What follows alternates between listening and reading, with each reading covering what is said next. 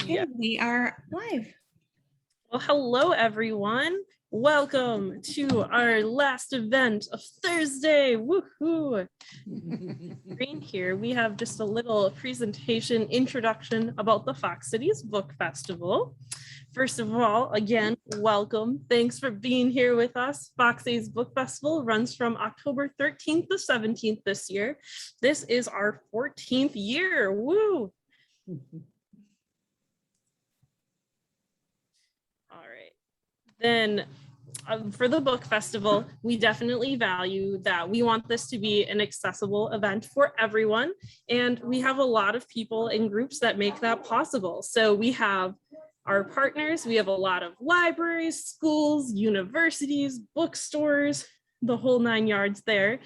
We have received some wonderful grants, and we are so fortunate to have people who both donate financially and in their time. So thank you to everyone who has made the Fox Cities Book Festival possible.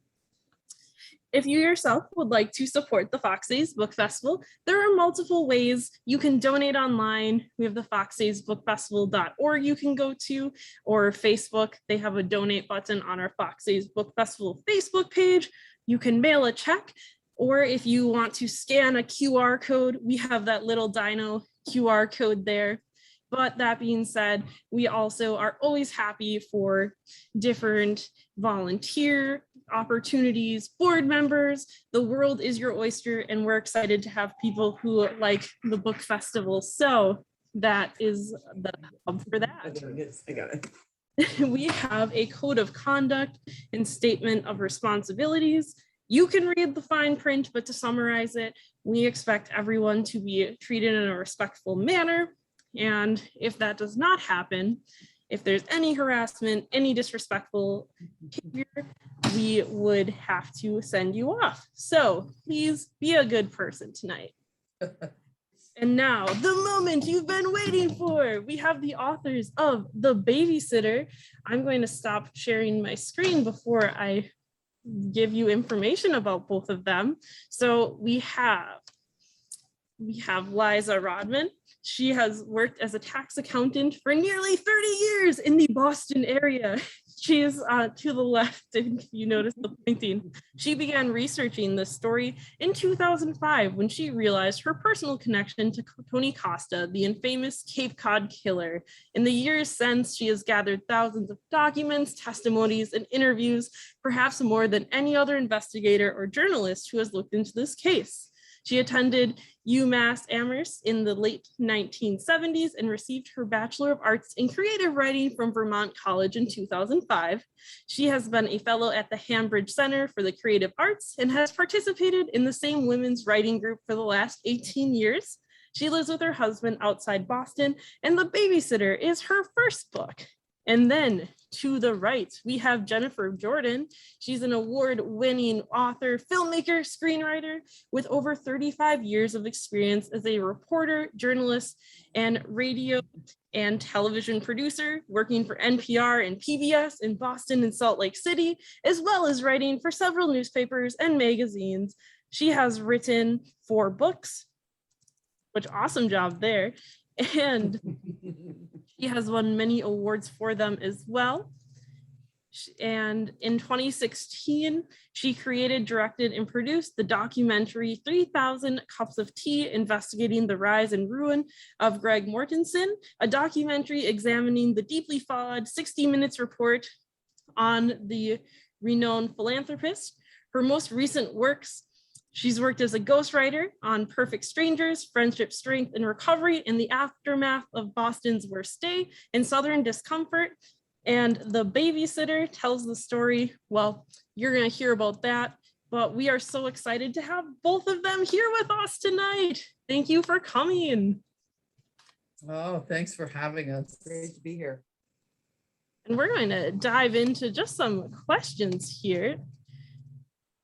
But that being said, if anyone watching has any questions, please send them in our Q&A box. We will cycle through them and throw them out at any time. You do not have to wait until the end. And that goes for Facebook. You can send that in the event as it's going, and we're going to bring them up again as long as we're appropriate. So our questions. So the two of you have obviously been friends for so long, which we will have to tell the audience the number about that too. Can you tell the story of your friendship? How did you two meet? Well, I first want to say that in Liza's bio, it wasn't clear to me that the babysitter that we're talking about was her babysitter. Mm-hmm. That this is, you know, the book is part memoir, her memoir about having survived a serial killer, and part investigative reporting on who this man was, not only in her life, but, you know, in his string of heinous murders on Cape Cod in the late 60s. But she and I met 40 years after that, in college. And 1978. Right. 1978. And we are both coffee snobs. And I am such a coffee snob that I brought my own coffee maker to college. And so I was percolating my brew one day, and all of a sudden through my open door came a coffee mug, and Liza came in after it, asking for a cup of the first real coffee she'd smelled since she got to UMass. So that was it. And that we, you know, over that coffee, we bonded, and we spent, you know, a summer working together as chambermaids in Oregon and hitchhiking through the West. And then from college, hitchhiking up to my home in Vermont and her home in Boston. And I heard the story late. I mean, I heard the Tony Costa connection to her years after we had been to college together. Right. And really, because she didn't know about it either. And once she found out about it, she said, you know, I'd moved to Salt Lake since, and I was visiting her here in Boston. And she goes, oh, you know, by the way, I don't know if I told you this, but crazy thing. One of my babysitters growing up ended up being a serial killer. And I was like, okay, full stop. What the hell are you talking about? So years later, here we are. Surprise, who the power of coffee, right? Right. Exactly. Liza, Power of coffee. Power That's of right. good coffee. Even now, the power Yes. of The coffee. power of good coffee. Liza, do you remember your first thoughts about Jennifer as she comes with this special coffee maker? Oh, I totally do. I totally do. First of all, I remember she lent me a kimono. I thought she was the coolest person I'd ever seen. Because here she was, and, you know, she was kind of not fancy like me, and not, you know, just down to earth, and drinking and this, you know, brewing this, almost like my great grandmother used to brew this delicious coffee and, you know, have a cup for me when I was a little girl with a little cube of sugar in it. And, you know, I think in college, it was a little bit of a lonely time. So to find her right across the hall was like manna from heaven, you know?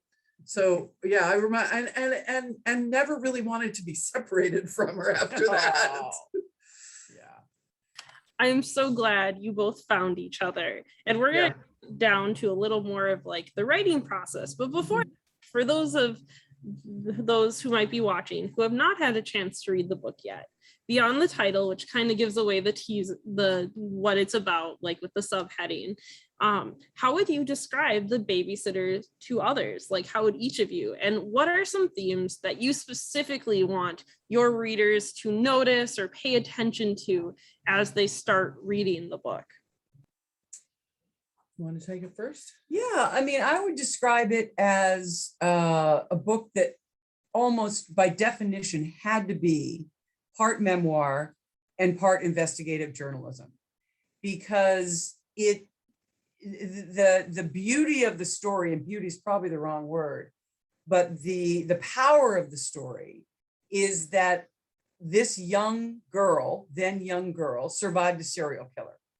And the power in the telling of it had to be through that young girl's voice. And yet you then had to juxtapose the reality of this heinous person. And then, you know, after he would take them out for popsicles and take to the swing set at the Dairy Queen in P-Town, he would go out to his graveyard and visit his victims. So for me, as a writer and as a journalist, I wanted the power of those two voices smashing against each other, chapter to chapter.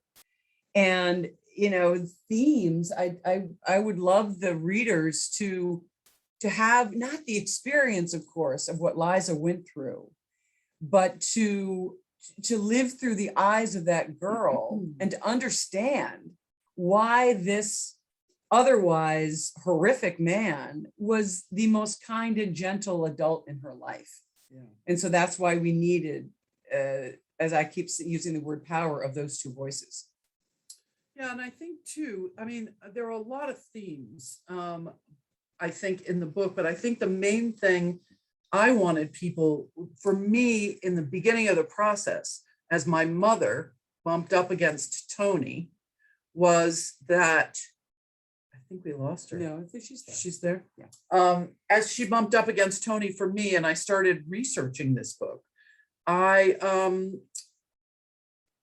just couldn't get over the fact that I had more fun and was more comfortable with a guy who turned out to be a serial killer than I was with my own mother.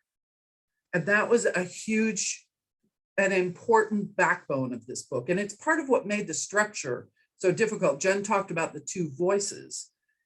The book needed the two writers as well, because I struggled for, I wrote what they call a shitty first draft in the writing world. And it had little components of all of the books I hoped to write in it.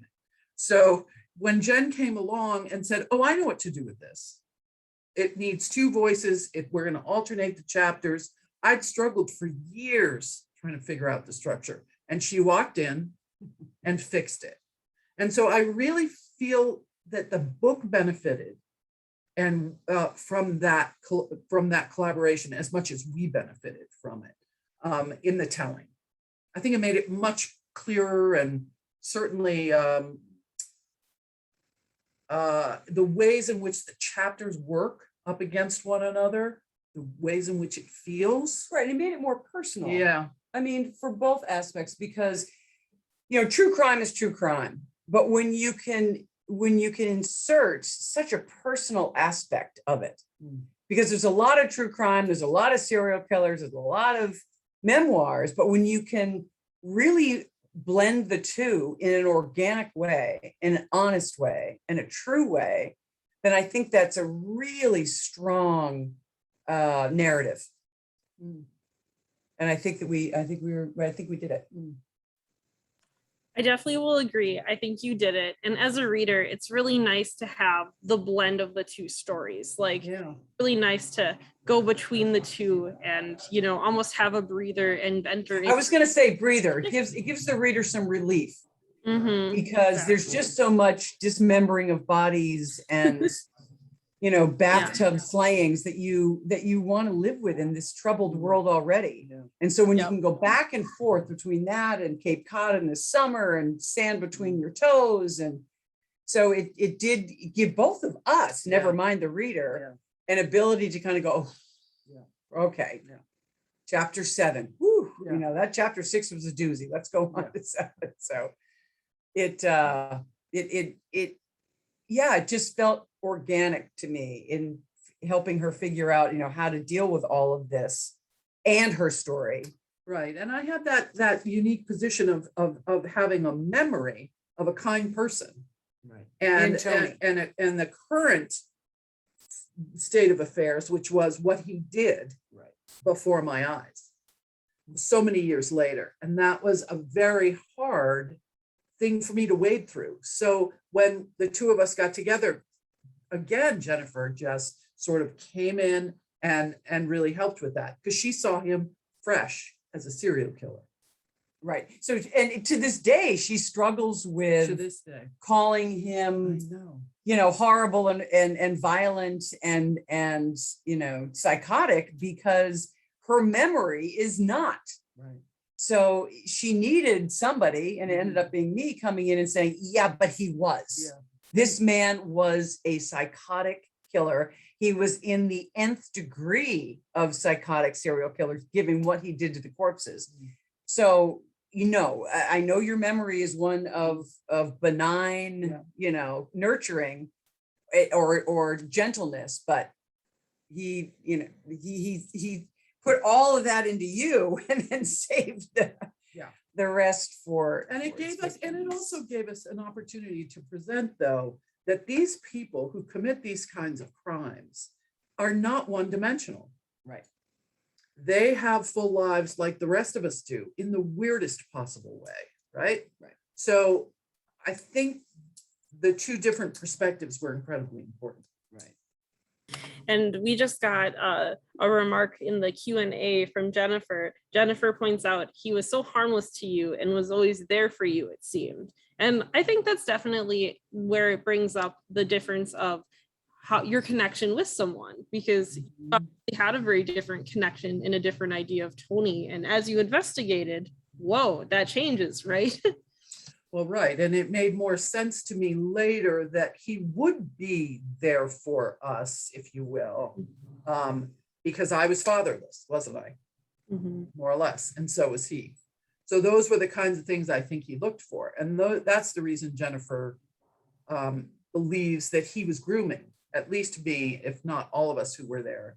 You know, I won't ever know the answer to that. But Jen, with the logical mind, will tell you that she thinks that's the case. Well, and also, you know, Liza came to the awareness of his darkness through a dream 35 years later. Mm-hmm. And I have done enough research and enough, you know, forensic digging and enough interviewing of people to know that those dreams are not random.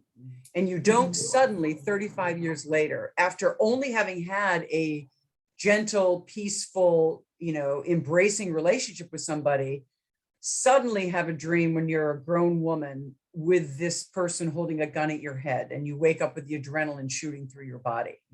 So I truly believe that she saw something in the woods with Tony, or maybe in the truck with Tony, that her brain protected, and it's still protecting her from.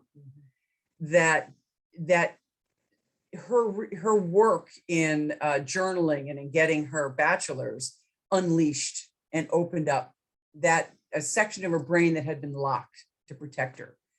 And yeah, I've been trying to get her into a good psychosis to maybe, you know, we need to go to Peru together and do some ayahuasca and really unleash what's going on in there. Yeah. Will that be the next book then? Well, stay Today, tuned. yeah. Stay tuned. So you touched upon it, obviously, but when you discovered the truth about Tony Costa, first of all, how did you begin to look for more information? How did you start research? And then how did you even rope Jen into it, Liza? Tell us more about that process. Well, from the time I first found out was 2005. And so that the prologue of the book gives you that scene of me finding out. I then said, and when my mother said to me, oh, well, I remember he became a serial killer. Like I remember he became a dentist, or I remember he became a pediatrician. Right. Time sort of stopped. You know, you have those moments in your life when time slows down and you go, whoa. And I call it the cosmic chiropractor, but that's what it was like. Some things lined up for me. And I thought, oh, this now, some things are starting to make sense. And so I went out, it was the early days of Google. And I went out and I started, I went to the library. First thing I did actually was go to the BPL, Boston Public Library, and go through the microfiche, because we were still doing microfiche in those days. Looking for, trying to find myself in the story somehow. And that just sort of led me on my trail to Kent State, Ohio, where the archives for another book that had been written about the case in 1980.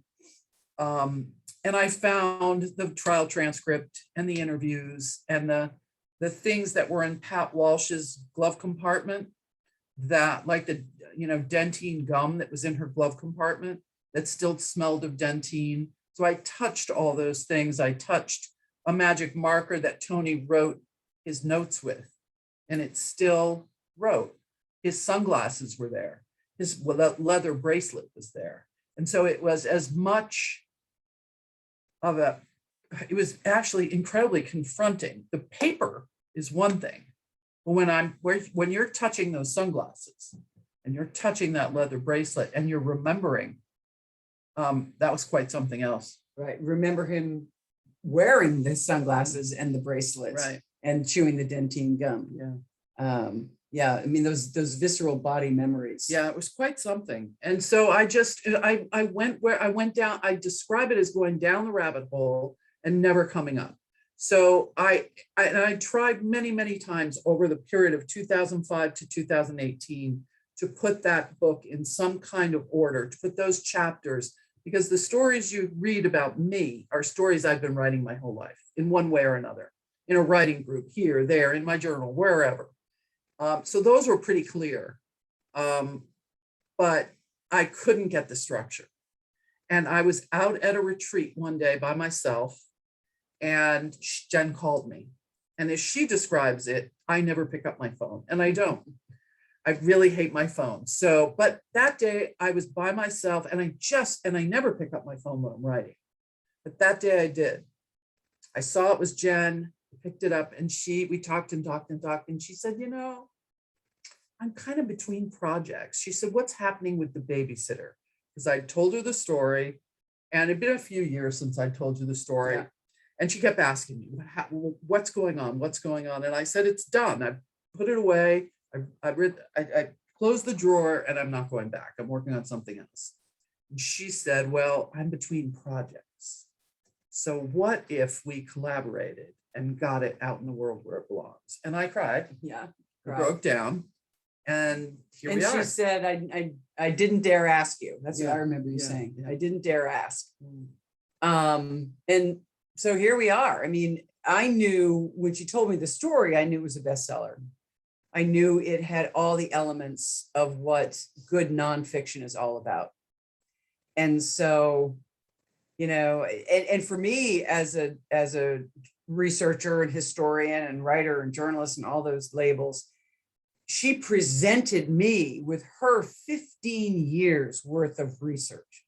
And it was just like a gift from heaven, just to walk into a literal living room of documents and of information that we then organized. And I sat down and we worked out the proposal, and here we are. Almost 3 years to the day later. Yeah. Yeah. And I'm so glad that it happened that way, because like you said, we are, right? And one thing that I found really fascinating about the book too is, as you're researching, the book touches upon some assumptions that were made about some of the victims. And then upon researching, you learn, no, that's not actually true for some of these things, and which is bonkers. How do you think that could happen? And two, what did it feel like to unearth this truth and end up writing it down in words, revealing, hey, things are wrong in these assumptions? Well, how it happens is there are many answers to that, but I think one of the largest answers and most true answers is that history is written by the powerful, and it's written by the victors, and it's written by those who have books to sell in many cases.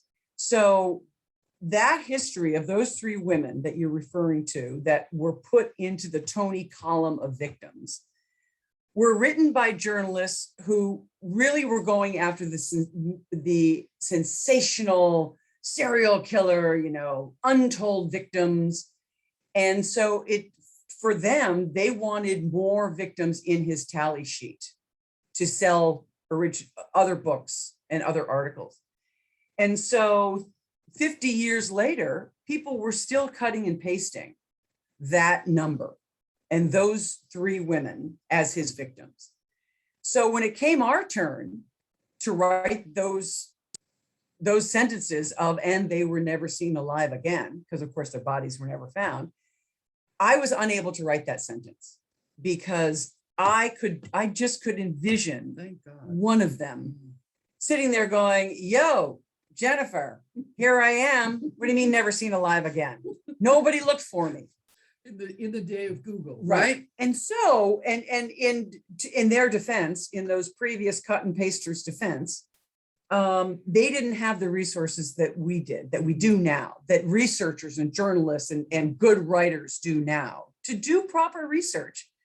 And so we did an exhaustive search of high school yearbooks and census and phone books and Facebook and Ancestry and every search engine you can imagine. It came up with a long list of possible, names of these women, and just started writing letters and emailing where we had emails, calling where we had phone numbers, and eventually ended up with three, let's see, I'm trying to think two sisters and one daughter of these three women saying, yeah, she was my mother, she was my sister.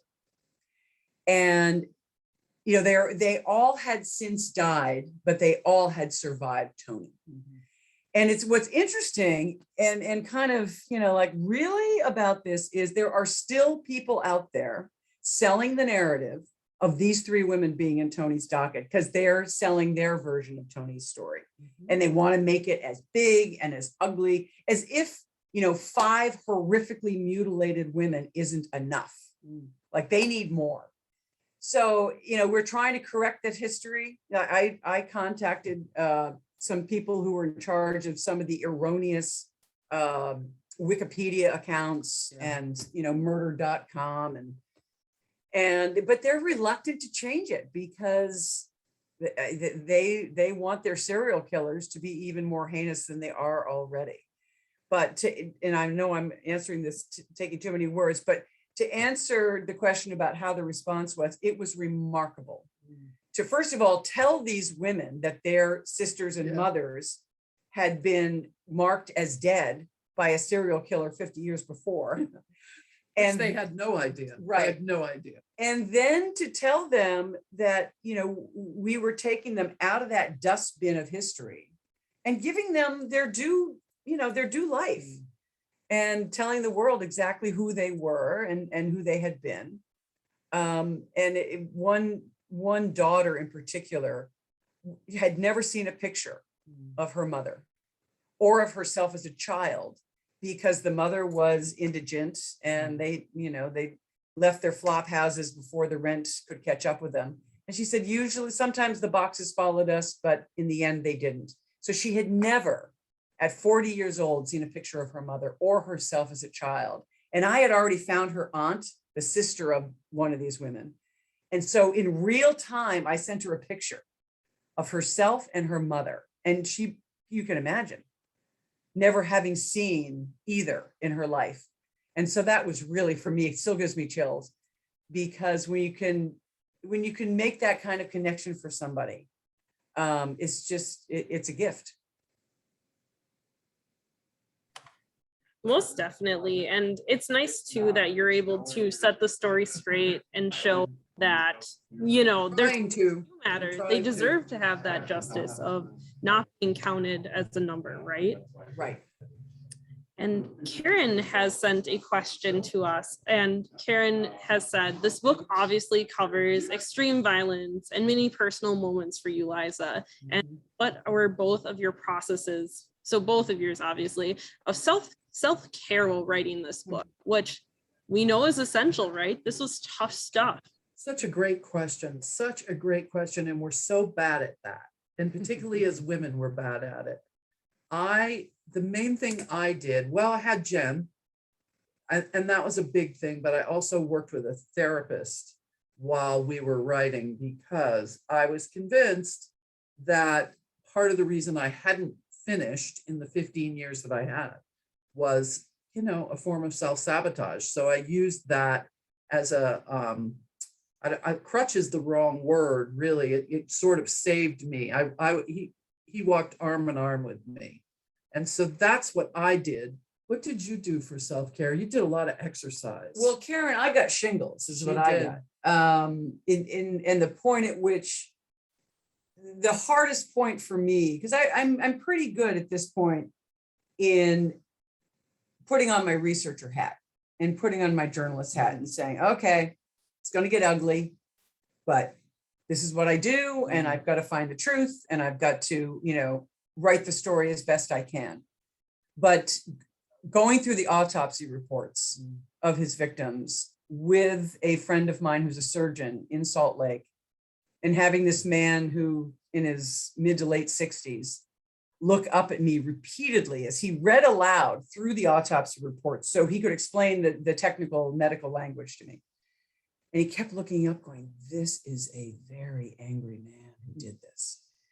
And I'd say, why? What are you reading now? And he almost didn't want to explain why he found it so horrific, because he understood better than any layperson exactly what Tony did to those bodies. So that for me, and I, as a writer, I visualize, had this huge visual creation of words.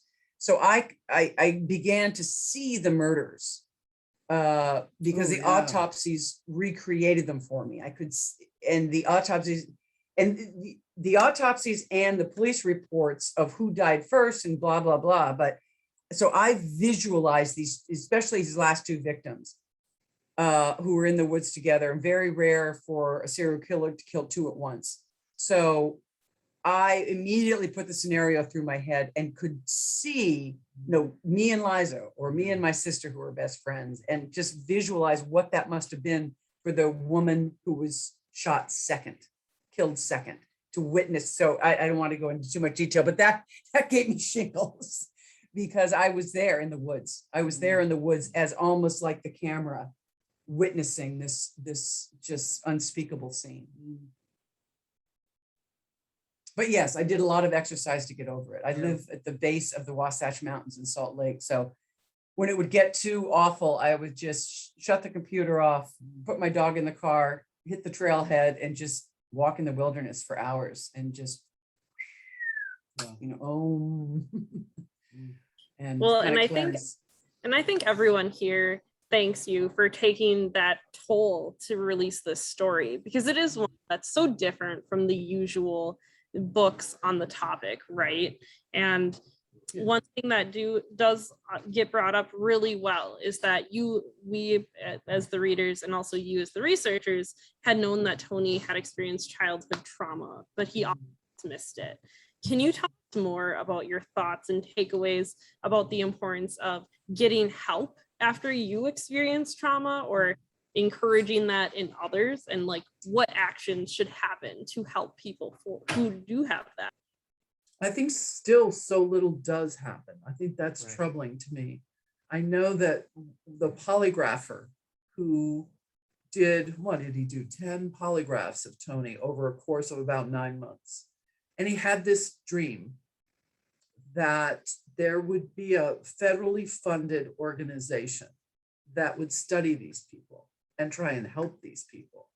And because it's a very specific, what we know now is a very specific combination of things that creates Creates a serial killer. Right. So you have to have a brain abnormality, a particular brain abnormality. You have to have a genetic component called the warrior gene in conjunction with the brain abnormality. And then the third thing is childhood trauma. And abuse. And abuse. And it can be almost anything. It doesn't have to be dramatic. But what we do know about Tony is that some of what he experienced was dramatic.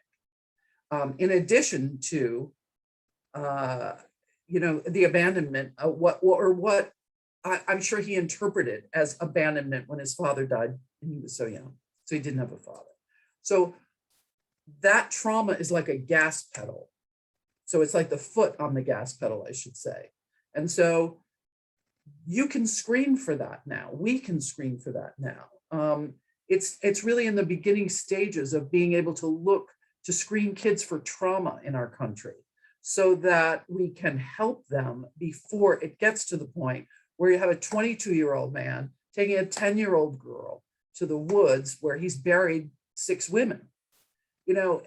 We can stop it. We don't necessarily have the law in place to do it, and we don't necessarily have the language yet to talk about it. So in terms of the serial killer part, it's doable. in terms of everything else, I mean, people, you're hearing more and more about this, and thank God you are.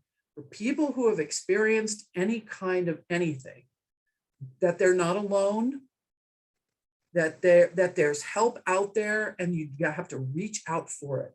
And it's incredibly important.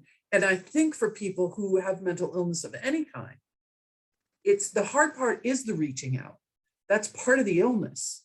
And so to find a way as a society to an easier way for people to step into the light is going to be an important thing. I mean, I can't emphasize it enough. I couldn't have written this book without it. I really couldn't. And I think that given the rash of school shootings in particular, this keeps coming up. I'm reading a book right now about a school shooting, and it's so crucial that if we can't stop bullying, that we get into a school system or some kind of a interjection into finding these kids that are cowering in lockers that they've been pushed into, that we somehow find a way to pull them out of that locker and put them back on their feet and support them and shut the bullies down.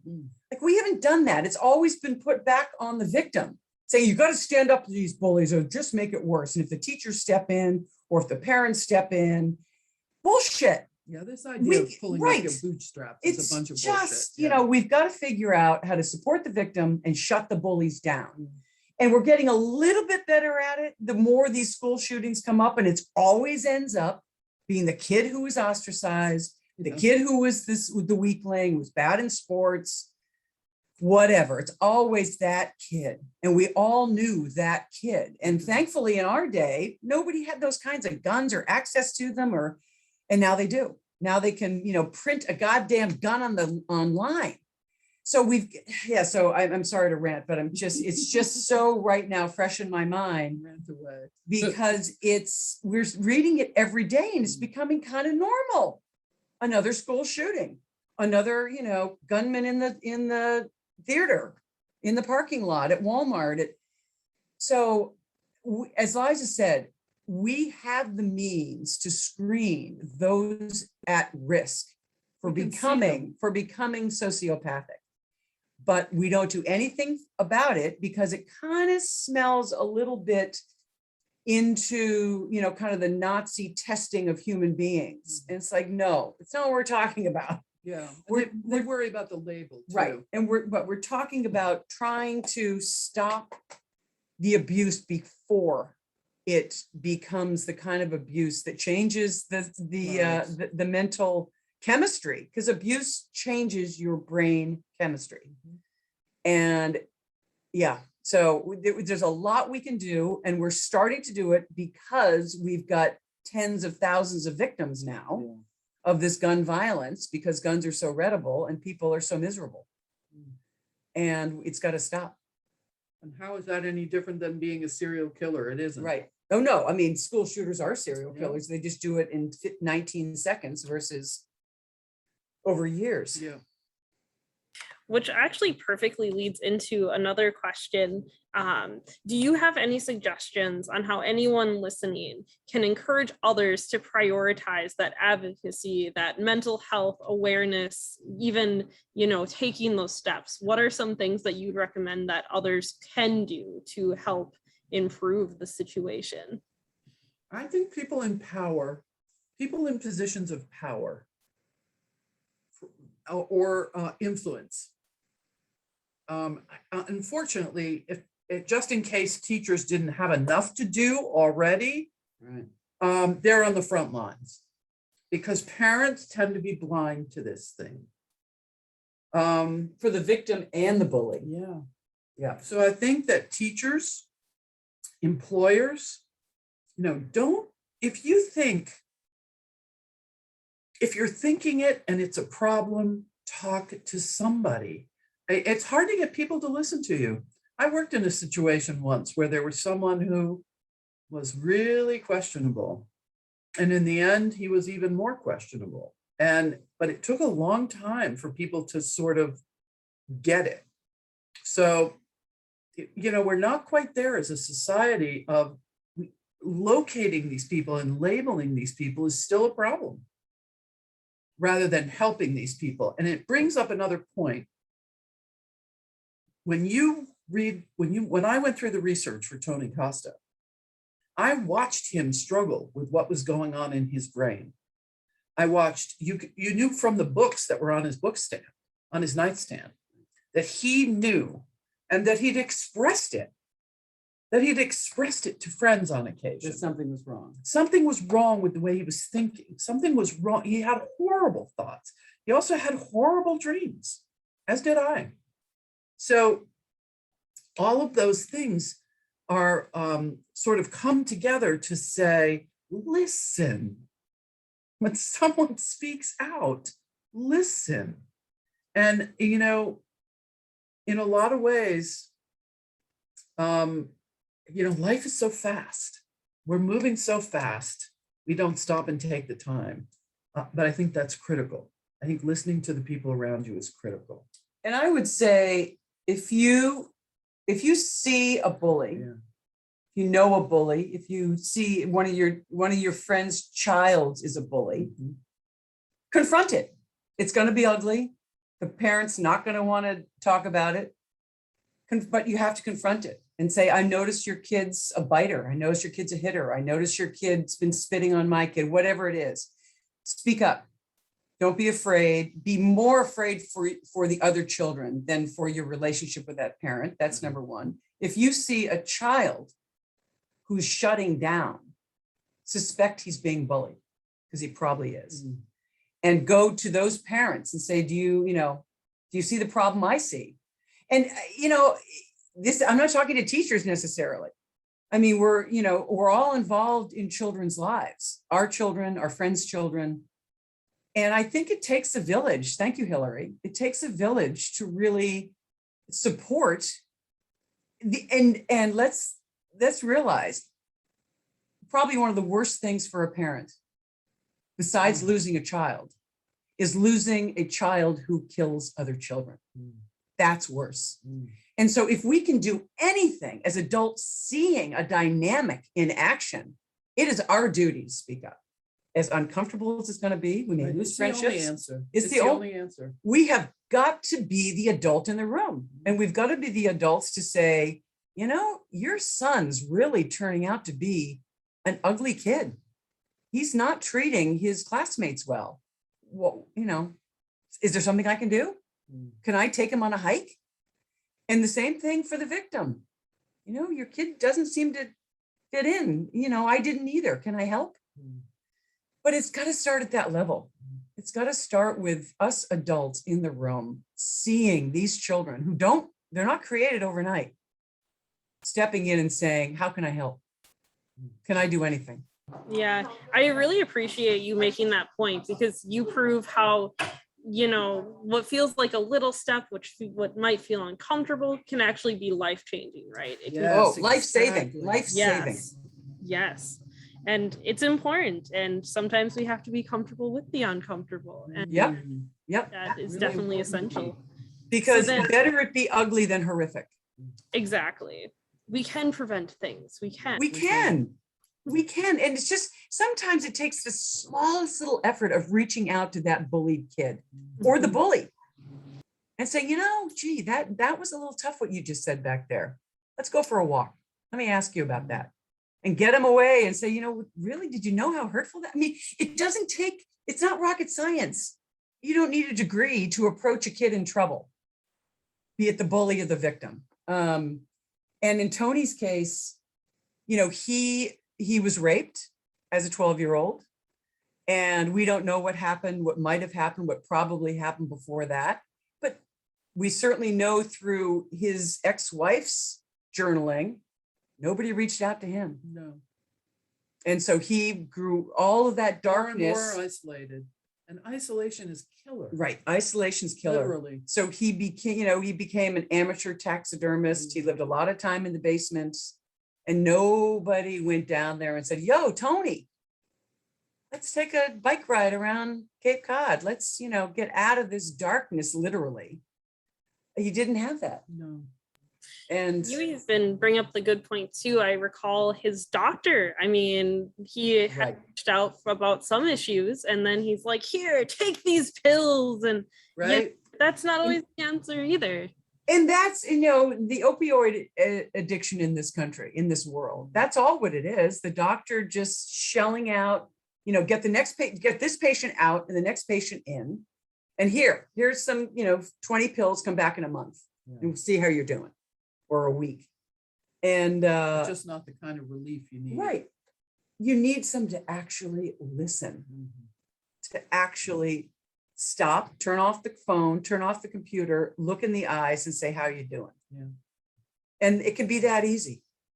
It can be that easy. How are you doing? Yeah, it is that easy It can be. to It can be. connect. Yep. So that's what Dr. Jordan and Rodman, Yeah, we're not doctors, but we do play one on webinars. we've become pretty good pop psychologists in this process. We've had to be in researching Tony and Surviving it. understanding. Yeah, right. Well, you did the research and you've seen how it really does, how it's important. And I think Yeah. it's really great that you're bringing it here to everyone today because, things. Well, thanks for asking. That was a great question. Yes, it is a Because great question. we haven't gone off on that tangent before, and it's a good one to go off on, especially now. Yes, So important. we welcome the tangents. A tangent away. Good. Tangent You came to the podcast. right place. Tangent book Yes. I do have a question that was sent from Bruce. Bruce said, I assume that you don't think that Tony might have been a multiple, as that possibility never comes up in the book. However, he seemed to do a lot of compartmentalizing to cope with his very troubled life. Do you think that maybe while he clearly was totally capable of harming and killing young, vulnerable women, that just maybe you and your sister, so this is for Liza, but for both of you to feedback on, were actually safe with him, and that maybe he would never harm a child, like some sort of. We do think that. We do think he had small children of his own. And He was not a pedophile. he wasn't a pedophile. Serial killer, yes. Pedophile, no. But the issue of multiples is multiple personalities is interesting. There's a documentary out there by Alex Gibney now called Crazy, Not Insane. And it is a doctor who has taken on this issue of multiple personalities and makes quite a compelling case for the nuance of multiple personalities, which I know nothing about other than, menopause. But I do think that I think it's a real possibility that Tony had multiple personalities, at least from the perspective. Jen has a very different perspective on it, which she'll give you. But looking back, we didn't really have time to tell that psychological story, and it didn't really fit into this book.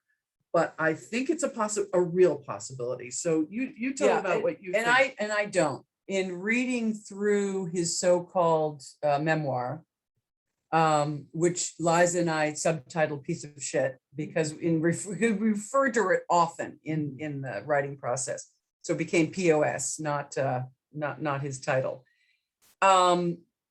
He was a master manipulator, and I have known in my research that I've done with a multiple personality out in Salt Lake, it felt very different, very different.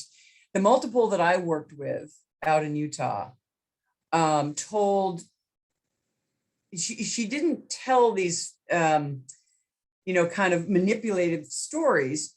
She told lives of the other personalities and the lives she led through those personalities, and how she would switch when trauma hit, when a new danger would come to her forefront, boom, it would trigger, and she'd disappear into a personality to protect her. I didn't read any of that in Tony's interviews, in Tony's own memoir, in a book that was written with him during the trial process, and a book that was written about him to which he gave the author full access. there was no hint to me of a multiple personality. There was a hint to me of a psychotic personality and a master manipulator, but not one that actually retreated or found protection behind, because that's what splitting is all about. You have horrific childhood abuse, and then your psyche splits to protect the core. And depending on the degree of the abuse is the amount of multiples that are created. And that's why Sybil had, what was it, 16? I mean, she faced horrific abuse. So she would split when she needed protection. Tony, we just didn't have evidence of that kind of fracture. No, I'm not saying it didn't happen, but know. I didn't read anything in any of the testimony at the time, and his own words and his friends of a multiple. He certainly had some personality issues. Well, and he did give different names to himself. But that was to protect him. I think. Yeah, I know. We don't know though. Right. We don't know. Yeah. In telling, in describing the murders, he would blame it on somebody else. He'd either create a character or he'd blame it on a friend. And he would go into, but then he would, to me, he'd reveal himself in saying so much more, in describing the murder in a way that only the murderer would know. Because we know from the autopsy reports what the murderer did. And so only the murderer, and now somehow Tony, knew exactly what happened to that corpse. Yeah, that's a good point. So that's a good point. for me, it was all manipulation to tried to blame it on somebody else, and then tried to create, because his lawyers were kind of talking him into this drug-induced psychosis. Oh yeah, that works. I was on drugs. And the multiple kind of came up because he would adopt these accents. But I think that was all part of his grandiosity more than anything. Yeah. I mean, and the doctor in Crazy But Insane talks about that too, that sort of change in accent, that some of those changes are more subtle than we imagined them to be. I know nothing about this, but I've seen one documentary, really. I know nothing about this, but I don't know. There's just a sense I get that there may have been something else going on. We'll never know. Right. We will never know. Unfortunately, he died before we had DNA. So we can't even get into, what those roots might have been. Right. But we certainly have kicked it around a lot. Yeah. But I stand firm. He was a manipulator, not a multiple. Thank you so much for answering that question. We have a question from Amy. She says, looking back at your writing process, the story in general, now that the book is published, is there anything you would have changed or done differently? I think I would have been braver in camping out on Tony's ex-wife's doorstep. And just doing what you see, heroines do in the movies, and just win her over to get her story. Because I think she would have, if we'd been braver in going and really confronting her, and we didn't, because we were threatened and we were intimidated. We had a lot of reasons not to. I think that we and therefore the world would have understood Tony so much, a little bit better. Yeah, so much more. And so, as a journalist and a historian, that's my biggest regret, that we didn't force it more than we did. We reached out to her multiple times. She either ignored or refused each time, but that shouldn't have been good enough for us. We should have made it so she couldn't, so she had to say it right to her face, and maybe over and over again. And, but it just didn't work out. Lots of people have approached her over the years, and she's rebuffed everyone. And she has a little army around her that we refer to as the Provincetown Mafia. But in terms of the writing process, I wish we'd had a little bit more time, but I don't have any regrets, not a one. I think that each book is different as you go along. Each project is different. And so I wish I'd maybe been a little more disciplined in the 15 years before Jen came in. If I had a regret, that would be that I hadn't really embraced, and I wish I'd known, I wish I could have predicted the future, because I wouldn't have fretted so much about it, given the way it's turned out. Well, I wish we all could. I would have invested in Tesla, but we weren't there. So, but yeah, no, in the process itself, I don't have any rewrite or any regrets in that way. It's just, yeah, the people that were really hard-nosed, like no with us, I wish that we had been able to crack the nut. So then Bruce brought up a good point that we actually had as a pre-done question that we didn't get to yet, was how Bruce says also, how did you find the remarkable courage to write and publish your account of your childhood with your mother still alive, Liza? Which let's dig into that a little more. How did your mother receive that, or what has this process been like? And as a precursor, thank you for doing that at the time you did too. I think it's important. I think even on the other side of it now, having written it and having it out there, I mean, it was not an easy thing to do. Not for me, not for her. But I think now it's important because people reach out to me who had mothers like her. And that to me means I did my job. Because when you're writing memoir, or you're a memoirist, you're not necessarily, it's not really, if I just wanted to go through some kind of healing process, I would have written in my journal, I would have just written in my journal and left it at that. But what I really wanted to do was take that experience and have other people be able to relate to it as well. So she did not take it well. For a while, she cooperated. I questioned her a lot. She was getting sicker and sicker as I was writing. And a lot of the stories in the book are hers. But at the end of the day, when the book was written, and I said, it wasn't an easy book to read. I'd like to read it with you. I'd like to read it out loud to you. And she said, why wasn't it easy? Am I not going to like it? I said, well, it's about my childhood, Mom. And she said, oh. And so after that, she was like, I'm good. We don't have to read it. And then she died.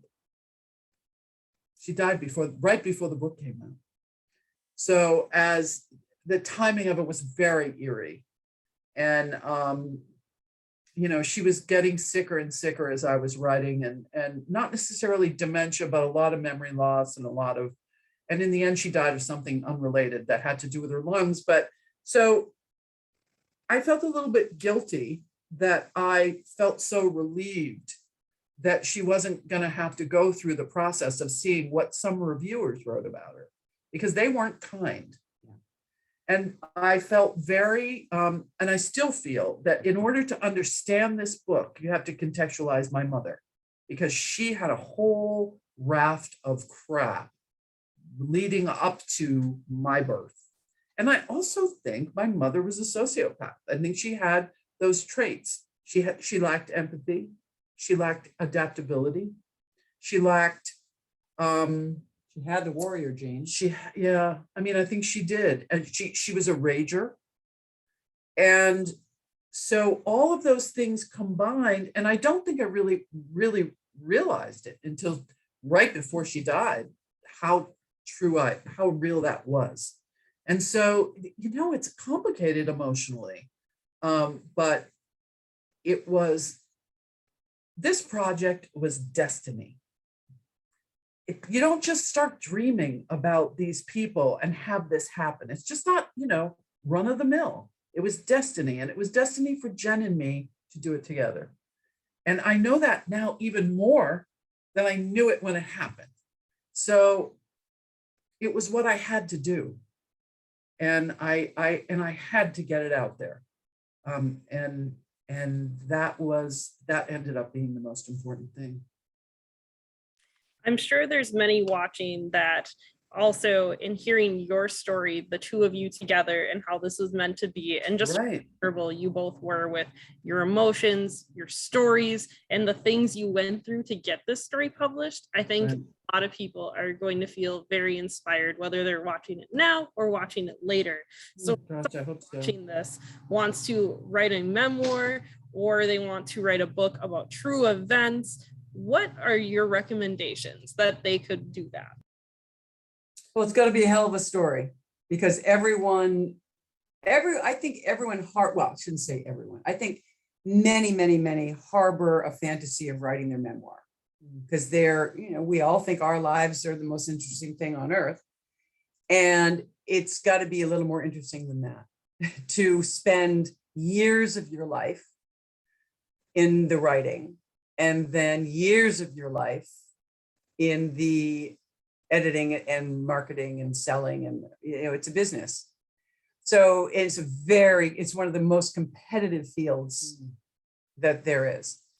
So you've got to have a hell of a story, and you have to also be a hell of a writer and have an incredible editor, and you cannot be your own editor. We've all read the memoir. We're like, oh, for Christ's sake, enough already, turn the page or fast forward on the CD in the car. So yeah, I mean, as a writer and as a ghostwriter and as a memoir reader, I would say, you've got to have not only your own story, and this is why I said to Liza, let's work on this together. It's got to be your story within a larger story, because unless you're Jackie Onassis or, somebody else whose life we all want more of, you've got to have a bigger hook. You've got to have your life, in order to be a memoirist, has to embrace something much bigger than you to grab that audience, to grab that larger audience. And I think the memoir that doesn't have that hits the bestsellers list, few and far between. And the few, and I'm not going to call out any names, the few that have done that, I could barely get through. That didn't have, for me, the larger picture of, why am I reading this? I don't know this woman. I don't necessarily care about her, because I don't know anything about her. Why am I reading this story? So yeah, I mean, and also I've done way too much writing and way too much reading of, fair to middling. So if you really, to spend that much time and lifeblood on your story, it's got to be a good one. It's just got to. But that said, my first book came to the market when I was 61 years old. Yeah. So, but you had a larger story. yeah, I had a larger story. You bet. My point is if you think you have a larger story, if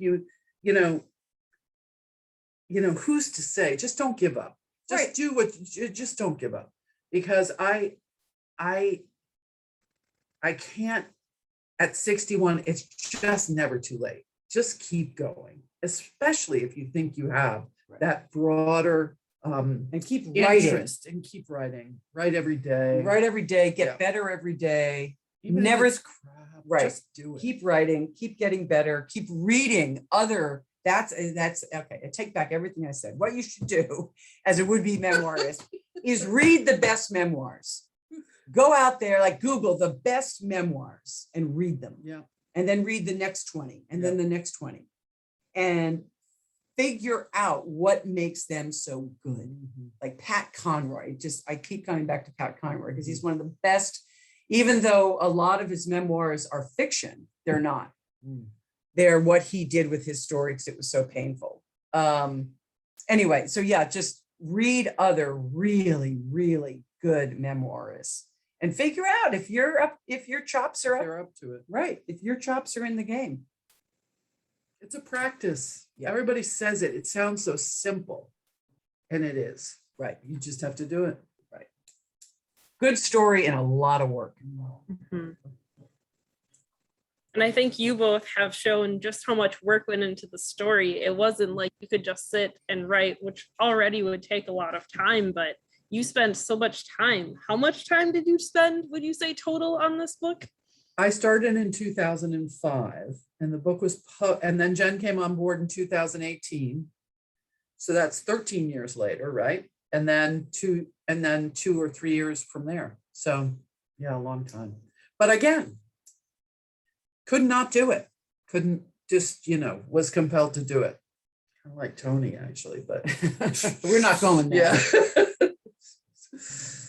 I think everyone here is just so happy that you both did have, like, obviously it was destiny, right? But we feel so I think so. to read it. Bruce left a message in the chat saying it's superb, a masterful book that'll stand the test of time. Thank you is in all. Thank you, Bruce. Wow, Bruce. And we need you to blurb the next one. Yeah, The right. paperback. Bruce, Yes, we're I ready. so appreciate that. Yeah, the paperback's coming out in May. So if We're gonna do a book tour. so send your blurbs in now. Yeah. Jennifer also has a blurb for you. She says in the Q&A that she loved this book. There's exclamation points too that I'm really capturing there. And then Yes. Gavin is on Facebook and said, thank you for the courage to face your past and share this story as only you could, which, I think these all summarize how we're all feeling here tonight. But we have reached our time with you. Were there any final things that you wanted to share with everyone or bring up or leave us with before we say goodnight and follow you online? Well, I'm going to give you the last word. So let me just say before I give Liza the last word that one of our earlier interviews touched on voice, and it really struck a chord with me about women's voices and about, especially now, kind of we're in the mid to late stages of the Me Too generation, not generation, but movement, and the empowerment of our voices. And all too often, especially women of our age, a lot of our voice was dismissed, was told to calm down, was told to be, don't be so emotional, don't be just like, shh, kind of know your place and fold your hands. And I think that we're going to change this world when we give voice to children, particularly, but also as we get older to women in the world. And I don't mean to leave men out of it, but I just feel as if, women really need to find power and to find presence in their stories and in that voice, and dare to speak it, and don't allow to be told to just, oh, that's kind of too aggressive, it's kind of too assertive, it's kind of too, you might ruffle the boat, you might, so what? We have to learn to dare to rock that boat. And it starts early, and you gain power in speaking the voice and getting it out. And I think that's the only way this world's going to change. Well, I think that's a great last word. Dare to rock the boat. Because not easy. As a boat rocker from way back, it's not easy. Two boat rockers, actually. yeah. 2 boat rockers. Oh, it is not easy, but I can't imagine being Any other way. And I think the two of you show what happens when boats are rocked, but also when the boat rockers get together. I think change happens, inspiration happens. Thank you. Thanks I'm so sure- much for having us. Thank you both for coming out tonight, and thank you for everyone watching too. I hope that everyone's like, I didn't expect to feel so inspired by a book about Oh, I hope so too. Yeah. So, I hope so, too. thank you. And for those watching, we have the Fox Cities Book Festival from the 13th, which was Wednesday, to the 17th, which is Sunday. So while we're sad to say goodbye to Liza and Jen, we hope to see you throughout the week. And Liza and Jen, anytime you're in Wisconsin, come visit us. We will be I will. I see will. you in person. But That's thank you so great. much for coming. And Thank can they just to contact us if they have any, Liza's website's great. And she's Yes, got it a is lot in the great. book, but lizarodman.com. I can even send the link here. Give me more. Yeah, send the link, lizarodman.com or jenniferjordan.net, and they can reach both of us if they want to, if they have personal comments or personal reactions or painful. And we like to hear it. We And really yeah, like to hear it. and we are available. And we know that we've touched a raw nerve for Yeah. many in writing this Mm. story. So we want to help heal some of those raw nerves. I think definitely it's one of those books. You can't just read it and not feel impacted, right? And that's one of the good things with it. But I do like that we can talk with you later. Jennifer, I'm just pulling up your website too. Jordan. jenniferjordan.net. Woohoo. Woohoo! And then But Liza's got incredible comprehensive info on the babysitter and on the reviews and on book club kits and all sorts of great Yeah. stuff. yay. Well, I All right. put it in there, and then we'll add that to the follow-up email that goes out to everyone who attended tonight. So Oh, great. who forget and don't have a chance to click, that's okay, folks. We have you covered. Okay. And everyone, and have a great night. We'll You too. See you soon, I hope. Thank you so much. Thank you. Good night, Bye. Wisconsin. Meg.